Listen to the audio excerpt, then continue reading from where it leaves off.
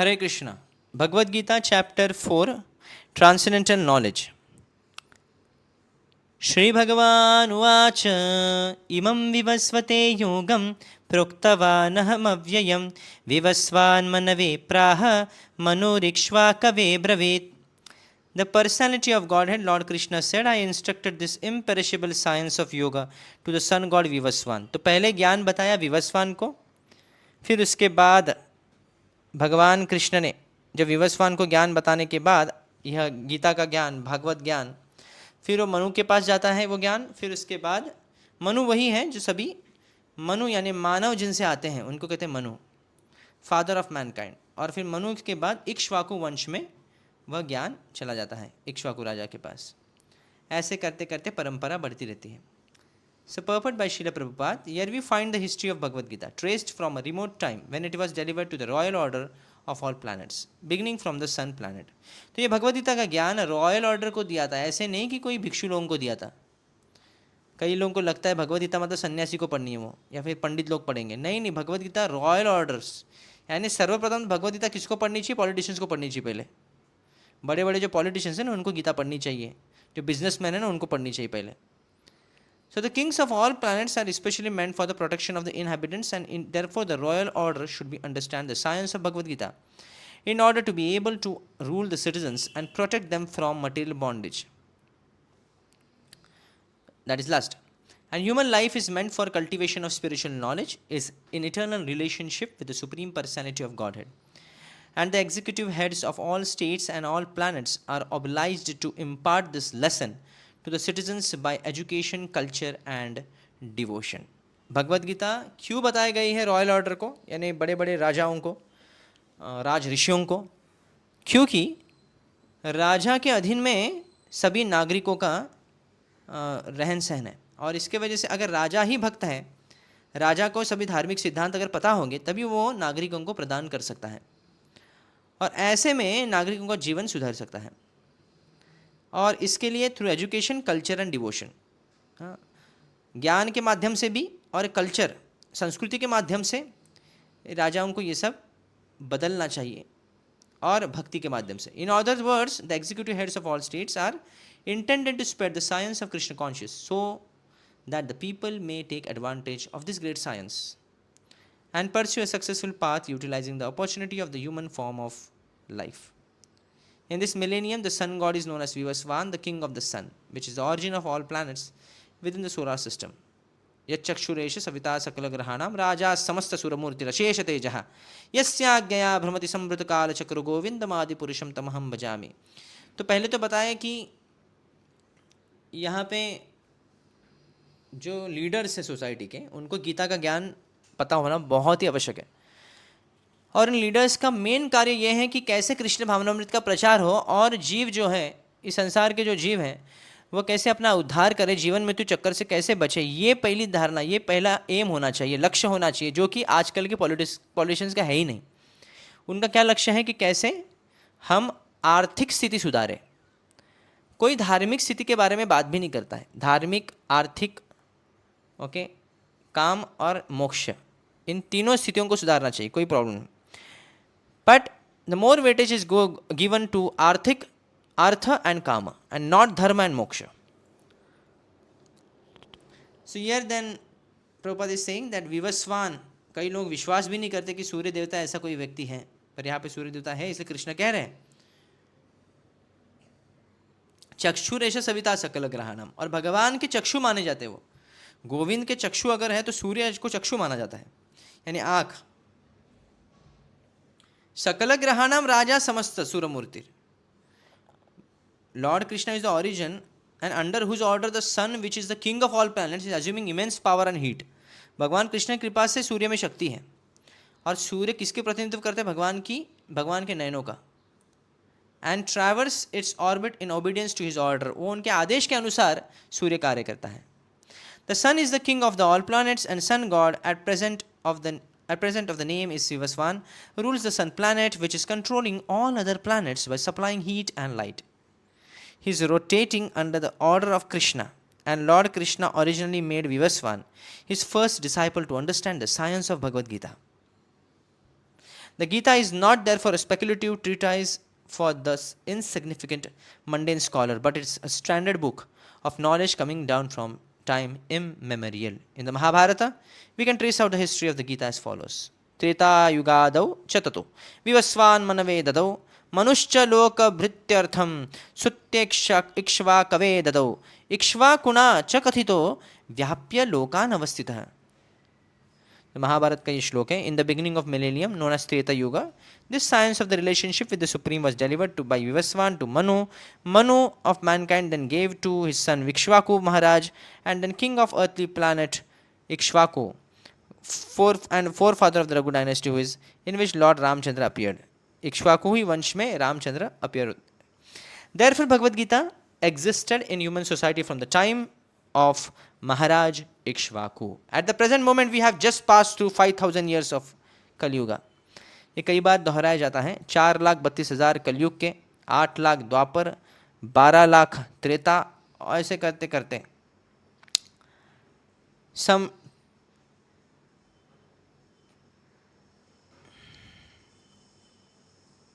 20,005,000 years ago, Manu spoke the Bhagavad Gita to his disciple and son Maharaj Ikshvaku, the king of this planet. And the age of the current Manu is calculated to last some. तो as क्या है अभी current Manu का? Around 30 crore 53 lakh years, of which 12 crore 4 lakh years have been finished. Accepting that before the birth of Manu, the Gita was spoken by the Lord to his disciple, the sun god Vivasvan. A rough estimate is that the Gita was spoken at least 12 crore 4 lakh years ago. And in human society, it has been extant for 2 million years. It was respoken by Lord again to Arjun about 5,000 years ago. That is a rough estimate of the history of the Gita, according to the Gita itself and according to the version of the speaker of Lord, that is Lord Krishna. भगवान कृष्ण के अनुसार तो पहली बार गीता अगर बताई गई सृष्टि में तो वो है 12 करोड़ 4 लाख साल पहले. तो इस श्लोक से अनुमान लगाते हैं. So it was spoken to the sun god Vivaswan because he is also Kshatriya and it is a father of all Kshatriyas who are descendants of the sun god, Surya Vamshi जो है. Because Bhagavad Gita is as good as the Vedas, being spoken by the Supreme Personality of Godhead, this knowledge is apaurushya, superhuman, since the Vedic instructions are accepted as they are, without human interpretation. The Gita must therefore be accepted without mundane interpretation. The mundane wranglers may speculate on the Gita in their own ways, but that is not Bhagavad Gita as it is. तो भगवद गीता का जो ज्ञान है वो अपौरुषेय कहा जाता है. ये इंपॉर्टेंट स्टेटमेंट है. अपौरुषेय यानी कोई साधारण व्यक्ति ने भगवद गीता नहीं बोली गई है जो 4 दोष से युक्त है. चीटिंग करना, गलतियां करना, अपूर्ण इंद्रिया और भ्रमित होना, ये 4 गलतियों से जो परे हैं, ऐसे व्यक्ति को अपौरुषेय कहता है. भगवान ही है, इसलिए भगवान ने गीता कही गई, इसलिए Gita is all perfect. Therefore Bhagavad Gita has to be accepted as it is. परंपरा से हमको भगवद गीता को स्वीकारना चाहिए जिस प्रकार ये परंपरा आई गई है विवस्वान से, मनु से इक्ष्वाकु, और फिर वो परंपरा से चलती आई है. So Acharya is also commenting on this particular verse. Keshav Kashmiri is saying that everyone is not qualified for Gyan Yoga, for the cultivation of Vedic wisdom, and even those who are qualified should still follow the path of Karma Yoga, performing prescribed Vedic duties as a matter of duty, as an example to the common man for the maintenance of order. तो ये जो अध्याय है ना, ये दिव्य ज्ञान का, ये ज्ञान मार्ग पर प्रकाश करेगा इसको. अभी ज्ञान योग जो पालन करते हैं तो इसका मतलब नहीं कर्म को तुरंत त्याग करना है. एज कर्तव्य के तौर पर व्यक्ति को कर्मयोग करना चाहिए. So in the 4th chapter, Lord Krishna explains Karma Yoga in the light of historical tradition, and that by instruct the knowledge of yoga or the science of the individual consciousness attaining communion with the ultimate consciousness. It should not be thought that Lord Krishna is speaking it just to motivate Arjun to battle, or that the science of his eternal yoga is recent because it was spoken before 120 million years previously. So Lord Krishna taught this imperishable yoga for the highest benefit of human species. भगवान कृष्ण गीता इसके लिए नहीं बता रहे कि अर्जुन को युद्ध करने के लिए प्रवृत्त करने के लिए बस नहीं, बल्कि इसका बहुत ही गहन अर्थ है गीता का, गीता के ज्ञान का. और यह कर्म योग को कैसे परंपरा से कर्मयोग पालन करते आ रहे हैं, इसलिए राज ऋषियों का उदाहरण देते हैं। अगर भगवान कृष्ण चाहते तो ज्ञानियों और सन्यासियों का उदाहरण दे सकते थे, पर यहाँ पे राज ऋषियों का उदाहरण देते हैं, क्षत्रियों का उदाहरण देते हैं। जैसे विवस्वान भी क्षत्रिय है, मनु भी क्षत्रिय है, इक्ष्वाकु भी क्षत्रिय है। तो क्षत्रिय लोग इस ज्ञान को अर्जित किए हुए हैं। तो ज्ञान को अपनाते अपनाते व्यक्ति को कर्म को त्याग नहीं करना है, कर्म योग की प्रणाली को अपना के रखना है। ये सिद्धांत यहाँ पे स्थापित करने की बात चल रही है। This is the 4.1 chapters verse importance, जहाँ पे भगवान कैसे परंपरा आई, गीता पहली बार कैसे बता, ये बता रहे। We are turning towards 4.2 second verse of this chapter. एवं परंपरा प्राप्तम इमं राजर्षयो विदुः सकालनेह महता योग नष्टः परंतप। This supreme science was thus received through the chain of disciplic succession. परंपरा प्राप्तम, परंपरा से ये ज्ञान प्राप्त होता है। तो कैसे ऐरा गहरा व्यक्ति इसको नहीं, परंपरा से गुरु के अधीन कोई सेवा करते हुए शिष्य ये प्राप्त कर सकता है। और ये राज ऋषियों ने ऐसे ही इस ज्ञान को लिया है, ज्ञान को प्राप्त किया है गुरु के माध्यम से, परंपरा के माध्यम से। पर क्योंकि कालांतर में ये परंपरा टूट गई, इसलिए यह विज्ञान जो है वह अप्रकट सा लगने लग गया।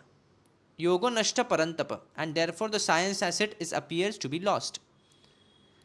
Purport by Srila Prabhupada, it is clearly stated that the Gita was especially meant for the saintly kings because they were to execute its purpose in ruling over the citizens. तो गीता किसके लिए थी? खास करके राज ऋषियों, जो लीडर्स हैं, उनके लिए ज़रूरी है भगवत गीता। जो माता पिता हैं उनको गीता पता होनी चाहिए, गुरु हैं उनको गीता पता होनी चाहिए, जो पति है उसको गीता पता होनी चाहिए, जो राजा है उसको गीता पता होनी चाहिए, जो उच्च पदवी में स्थित है उसको गीता पता होनी ही चाहिए। तो गीता असुरी लोगों के लिए है ही नहीं, क्योंकि असुरी लोग उसको क्या करेंगे प्रयोग, वो क्या करेंगे, उसका अनर्थ ही करेंगे। उस गीता के नाम पर देखो भगवान कहते हैं युद्ध करो, इसलिए मैं युद्ध करता हूँ, देखो मैं लोगों को मारता हूँ। This kind of philosophy, this kind immature behaviour वो असुरों का ही है। That's why demons will never have value for this and would devise all types of interpretation according to personal whims. इसे डिमोनिक जो असुरी लोग हैं इस भगवद गीता का अनर्थ कर देते हैं। सो भगवद गीता का जो तात्पर्य है, जो सार है, जो उसका लक्ष्य है, अगर उसको केंद्रित न किया जाए, उसको छोड़कर अगर कोई व्यक्ति अपने मत से अर्थ लगाते रहें, तो फिर उसका अर्थ ही क्या रहेगा, गीता का कोई मूल्य बचता नहीं है।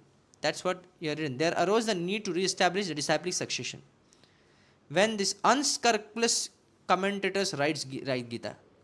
तो प्रभुपाद इज सेइंग दैट क्यों और एक गीता का आवश्यकता हुई, क्योंकि ये सब भटके हुए जो कमेंटेटर्स उन्होंने गीता का अनर्थ कर दिया था। सो 5000 years ago it was detected by Lord himself that the parampara was broken and therefore he declared the purpose of the Gita appeared to be lost. परंपरा टूटने की वजह से गीता का मूल अर्थ ही चला जाता है। इस प्रकार अभी के लिए भी इतने सारे गीता के एडिशंस आए, प्रभुपाद कह रहे हैं, और सभी जो है परंपरा के विरोध में है, और इसके लिए प्रामाणिक गीता की आवश्यकता हुई है। और इस सभी गीता जो इन्होंने बनाए हैं, इन्होंने लिखे हुए हैं, इसमें भगवान को छोड़कर भगवान के ज्ञान को तो अपना रहे हैं, पर वो भी ठीक तरह से अपना रहे नहीं, और भगवान को डिलीट कर रहे हैं, भगवान को माइनस कर देते हैं। There are many such Gita where there is no glorification of lord Krishna. और फिर why they want to comment on Gita, ताकि वो अच्छा बिजनेस कर सके। They can make a good business on the words of Shri Krishna, but they don't give any credit to Shri Krishna. This spirit, इस behaviour को असुरी कहते हैं, that is demonic behaviour. And demons, asuras never believe in God and they simply enjoy the property of the God. They want to enjoy and exploit the property of lord. भगवान से चीज़ें तो प्राप्त करना चाहते हैं पर भगवान को नहीं चाहते, ये असुरों का स्वभाव है। अमृत चाहते हैं पर भगवान कृष्ण की भक्ति नहीं करना चाहते, इसलिए मोहिनी मूर्ति बनकर उनको फंसाया गया। Since there is a great need of an edition of the Gita in English as it is received with the parampara system, an attempt is made herein to fulfil this great want. Bhagavad Gita accepted as it is a great boon to humanity, but if it is accepted as a treatise of philosophical speculation, it is simply waste of time.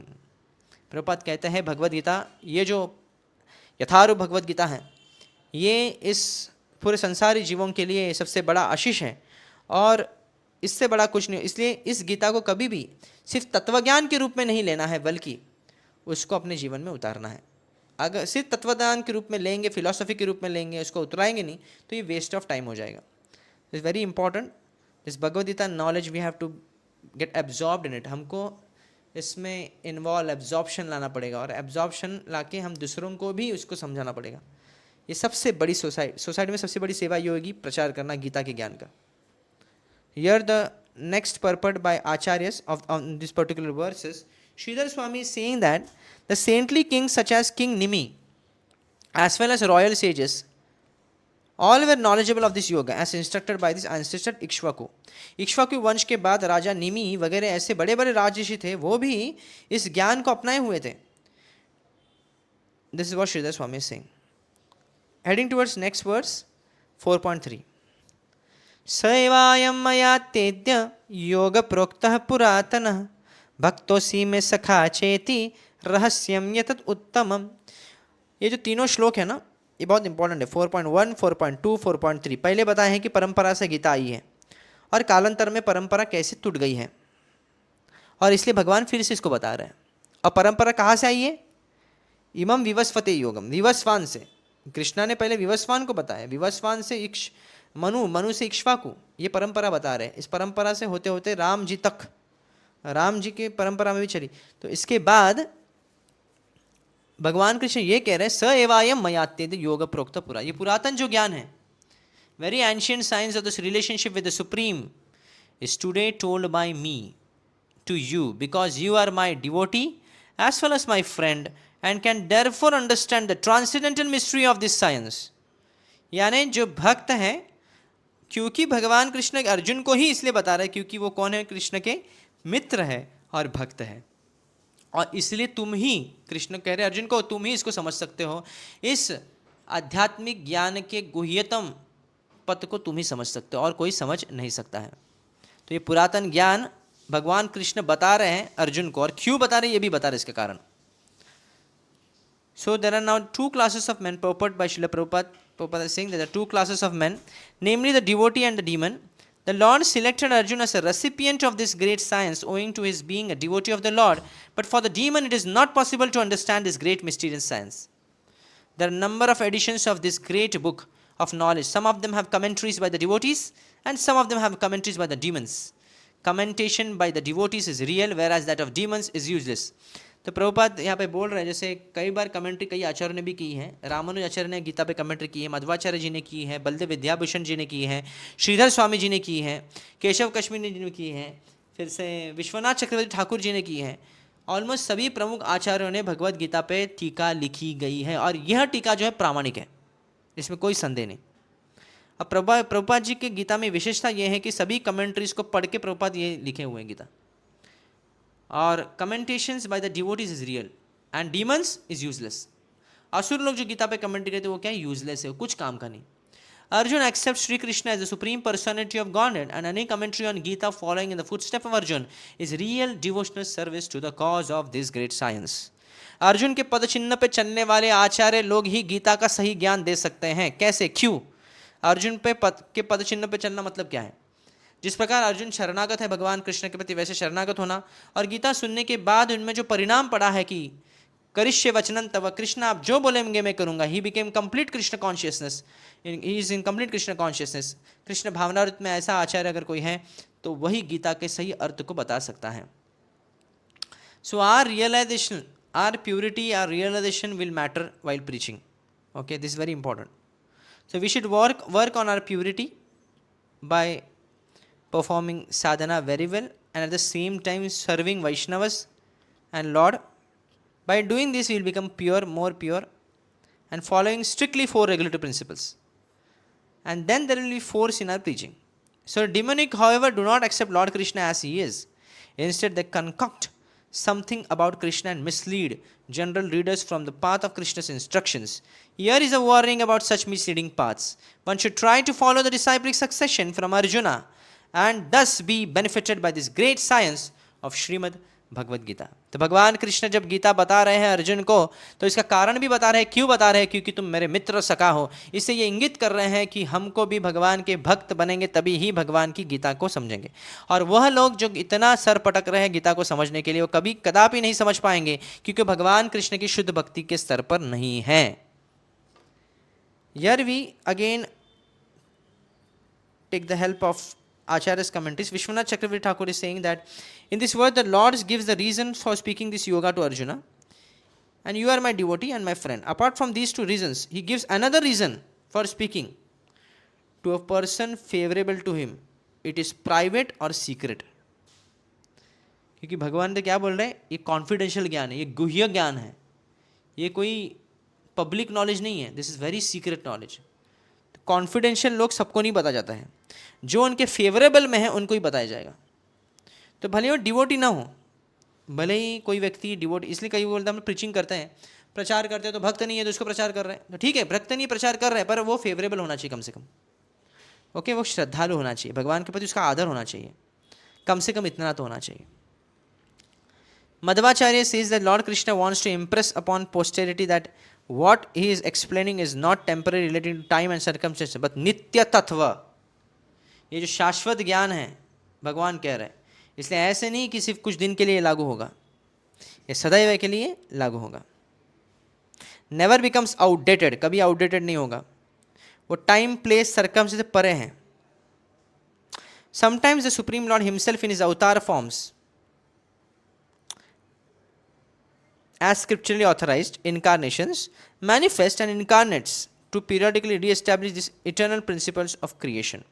At other times great souls from higher realms. So कभी कभी भगवान स्वयं आते हैं भगवत गीता का सिद्धांत सिखाने के लिए, धर्म के सिद्धांत सिखाने के लिए, या कभी कभी अपने अवतारों को या अपने भक्तों को भेजते हैं, अपने प्रतिनिधि को भेजते हैं, जैसे प्रभुपाद जी को भेजा गया। So these great souls never modify the intrinsic meaning of these eternal principles. कभी भी सिद्धांत को बदलते नहीं हैं, भले ही सिद्धांत प्रकट करने की जो स्टाइल है उसको बदलते हैं, पर कभी सिद्धांत को नहीं बदलते हैं, कभी कॉम्प्रोमाइज़ नहीं करते सिद्धांत। इसलिए प्रभुपाद जी ने कभी कॉम्प्रोमाइज़ नहीं किया आचार्यों के सिद्धांतों पर, भले ही स्टाइल बदला है प्रीचिंग का। Prabhupada has used harmonium in the kirtan which no acharya has done that. Prabhupada has used computers which no acharya has done, although they never got access. So even Bhaktisiddhanta Saraswati Thakur used printing machines, never any acharyas never used to do that. He wore many glamorous or very bold clothes which no acharya wore. So ऐसे सब आचार्य करते हैं, काल और पात्रता को देखते हुए अपने प्रीचिंग स्टाइल को बदलते हैं, पर सिद्धांत को कभी बदलते नहीं हैं। भगवान कृष्ण सर्वोपरि है, सर्वोपरि रहेंगे, हम उनके दास हैं, इसमें कोई डाउट नहीं, ये कभी कॉम्प्रोमाइज़ नहीं होगा। Keshav Kashmir is saying that why no one else, because Arjun was qualified to receive this yoga and because he was Lord Krishna's surrender disciple, इसलिए उनको गीता बताएगी। And as this yoga is highly confidential, it should not be revealed to those who have no faith, nor to those who are unqualified. Keshav Kashmir strictly यहाँ पे कहते हैं कि गीता के जो सिद्धांत हैं, गुह्य सिद्धांत हैं, वो उसको नहीं बताने हैं जिसको श्रद्धा नहीं है। ओके, बर्बाद हमारा समय नहीं करना है, और उनको नहीं बताना है जो इसकी योग्यता नहीं हो जिसके पास। पर आचार्य जो भक्त हैं वो कभी कभी योग्यता को भी देखते नहीं है, फिर भी देते हैं, पर अगर वो अपराध करता है तो हम इसको नहीं देना चाहिए। Here we stop with this third verse of the chapter. 3 verse very important.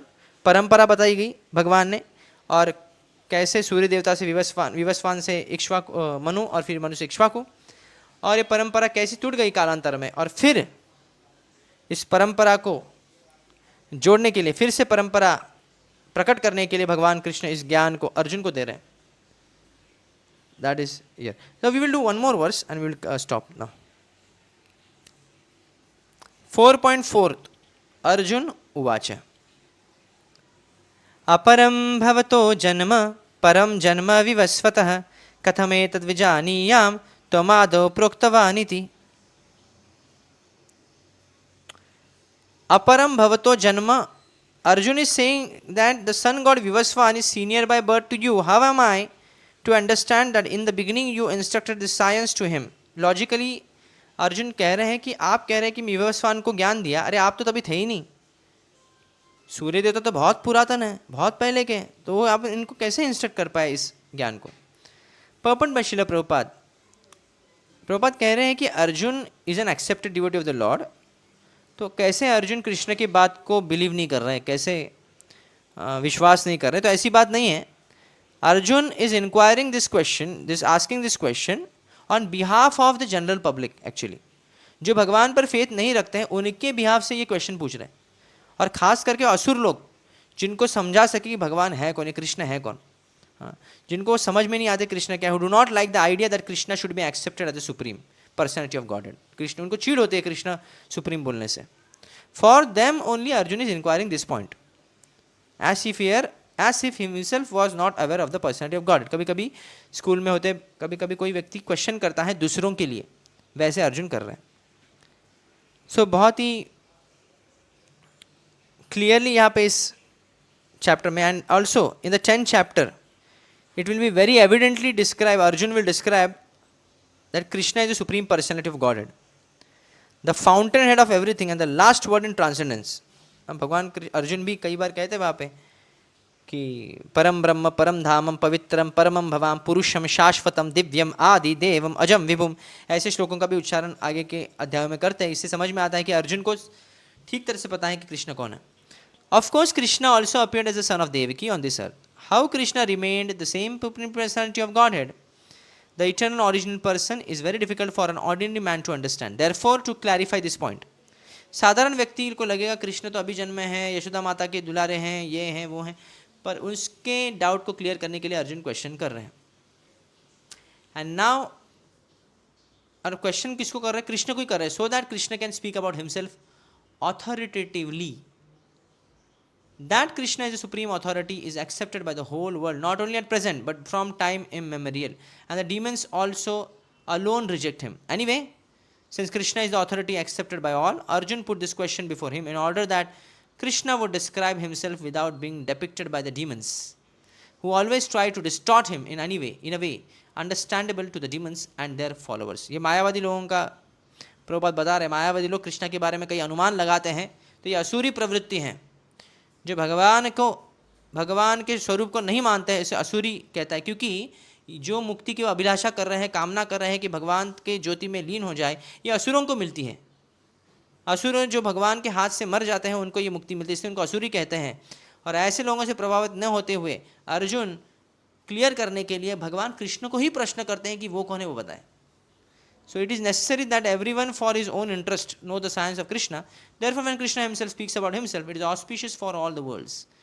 To demons, such explanations by Krishna himself may appear to be strange, because the demons always study Krishna from their own standpoint.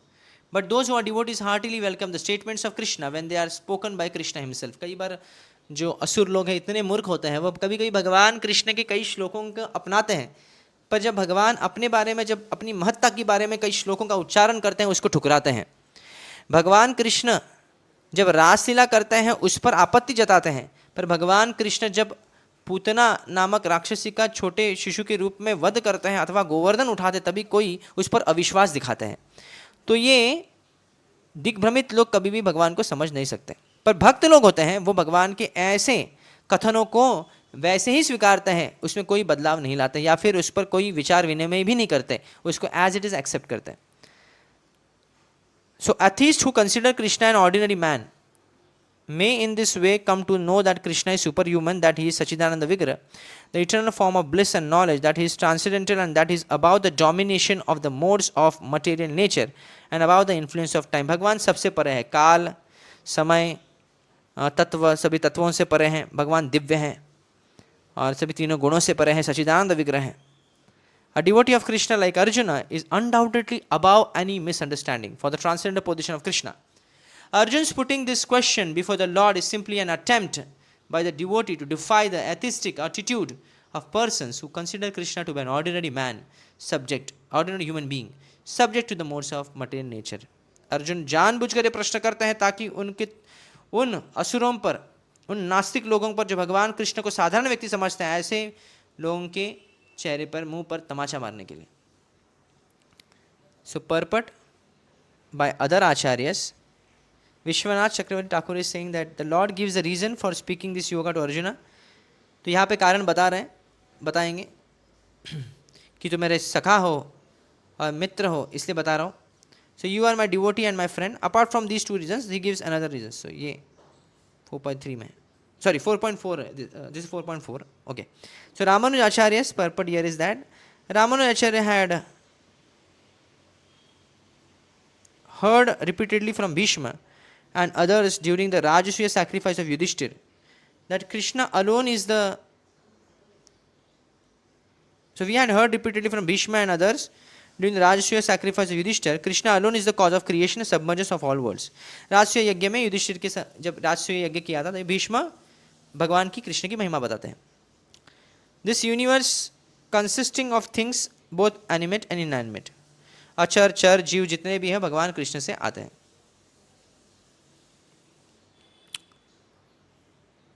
So this apparent Arjun surely knows the son of Vasudeva is Bhagwan.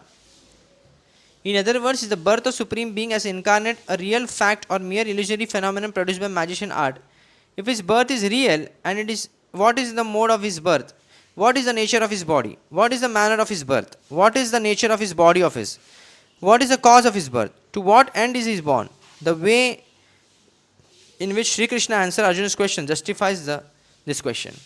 Arjun जानबूझकर ये प्रश्न ऐसे करते हैं. Actually भगवान कृष्ण का जो जन्म है वो एक मैजिशियन जैसे प्रकार मैजिक करता है वैसे है, हाथ चालाकी जैसे. तो लगता तो है जन्म है पर वो जन्म नहीं है. Madhvacharya saying the purpose of inquiry from man of wisdom as given in the Agni Purana has a dual purpose. First is reconfirmation of the knowledge of eternal principles that they already possess. Second is that their explanation offer additional clarification. तो अग्नि पुराण के मत से जब कोई inquiry की जाती है, कभी जिज्ञासा की जाती है, तो इसका दो कारण होता है. दो उत्तम कारण क्या होते हैं? पहला कारण ये होता है कि हमको जो समझा है वो ज्ञान उसको कंफर्म करना, जो कि कई इंडियंस लोग करते हैं. कई बार डाउट पूछते हैं ना, इंडियंस लोगों का प्रवृत्ति होता है. तो कंफर्म करने के लिए कि मैं जो समझा हूँ ये सही है कि नहीं. और सेकंड दूसरा इसलिए इंक्वायरी करते हैं कि मेरे जो वरिष्ठ व्यक्ति है उनके पास क्या है ना, एडिशनल क्लैरिफिकेशन है, और क्लैरिटी मिलने के लिए, कि मैं जो समझा हूँ उसमें और क्लैरिटी लाने के लिए और अच्छी तरह समझने के लिए, इसके लिए इंक्वायरी की जाती है. इसलिए भले ही आपको उत्तर पता हो, कई बार आप देखते हैं सनातन गोस्वामी चैतन्य महाप्रभु कुछ पूछते हैं, रामानंद राय ये सर्वभौम भट्टाचार्य पूछ रहे हैं, या फिर भगवान रामानंद राय महाप्रभु रामानंद राय को इंक्वायरी कर रहे हैं. तो इसका रीज़न क्या है? एडिशनल क्लैरिफिकेशन और अच्छी तरह समझने के लिए. इसलिए अर्जुन हो सकता है, अर्जुन यहाँ पे अर्थात अर्जुन एडिशनल क्लैरिफिकेशन चाहते हैं, थोड़ा क्लियर हो जाए ज्ञान. एग्जैक्टली कृष्ण बोलेंगे तो. So one should be aware that Arjun was not bereft of Vedic knowledge. उनको वैदिक ज्ञान था. He had been to heavenly planets also. वही दे में वो हेवन में भी गए थे, स्वर्ग में भी, और उनको इंद्र से भी शिक्षाएं मिली थी. इतना तक उनको ज्ञान था, और उन्हें कभी भी अपने शब्द से चुके नहीं हैं. And was never defeated in battle. कोई भी युद्ध में भी नहीं हारे. She was not an ordinary being and was somewhat cognizant of Krishna's supreme position. इसलिए उनको भली बात कृष्ण की स्थिति पता थी. So here we will stop. तो भगवान उत्तर देते हैं इस श्लोक में, चौथे श्लोक में, कि क्यों बता रहे गीता उनको, अर्जुन को, क्योंकि तुम मेरे सखा और मित्र हैं. और फिर तीसरे श्लोक में फिर बाद में अर्जुन पूछते हैं कि आपने विवस्वान को सूर्य देवता को कैसे बताया, क्योंकि आप तो उस समय पे थे ही नहीं. तो ये जानबूझकर अर्जुन भगवान कृष्ण की महिमा बढ़ाने के लिए प्रश्न करते हैं. Thank you so much. Hare Krishna.